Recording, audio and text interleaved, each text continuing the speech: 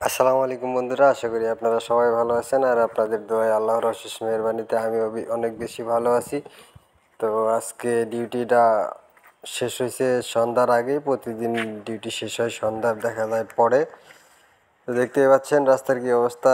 মানে কিছু কিছু এলাকা আছে যে মানে রিক্সার পিছনে পিছনে গাড়ি চালাইতে হয়, তার পিছনেও কিছু কারণ আছে, বা সব এলাকায় রিক্সা এত নাই।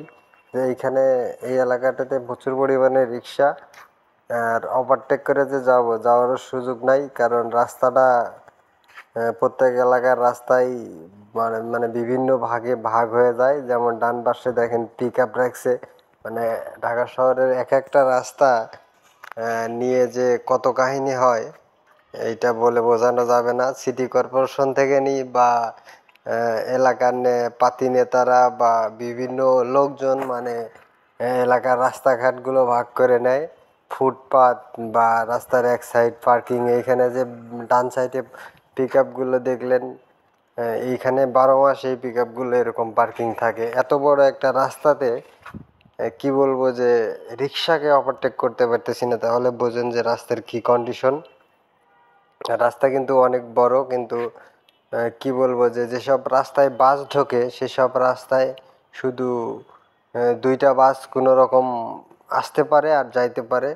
আর যেসব রাস্তা মহল্লার রাস্তা, এসব রাস্তায় প্রাইভেট কার, একটা প্রাইভেট কার যাইতে পারে বা একটা প্রাইভেট কার আসতে পারে। ওইসব রাস্তায় যদি বাস ঢোকে তো আর একটা প্রাইভেট কার পাস হইতে পারে না। তো এরকম অবস্থা। তো এটা হলো সেই মহল্লার রাস্তা।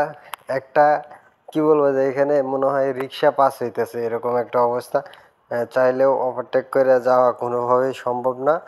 দেখতেই পারতেছেন যে কি একটা অবস্থা হয়ে আছে। তো এই মুহূর্তে আমি আছি ঠিক বাংলা কলেজের, সরকারি বাংলা কলেজের উল্টা পাশে। ওই সামনে যে বিশাল বড় ভবন দেখতে পাচ্ছেন, এইটা হলো বাংলা কলেজের ভবন।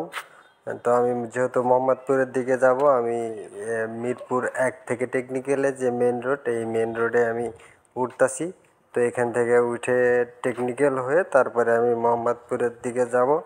তো রাস্তাঘাটের যে পরিস্থিতি কি বলবো যে মানে যেমনই থাক না কেন ওই অবস্থায় আপনাকে চলতে হবে। আপনি যদি ঢাকা শহরে থাকতে চান বা ঢাকার রাস্তায় চলতে চান, তো এমতো অবস্থায় বা যে অবস্থা আছে এই অবস্থায় চলতে হবে।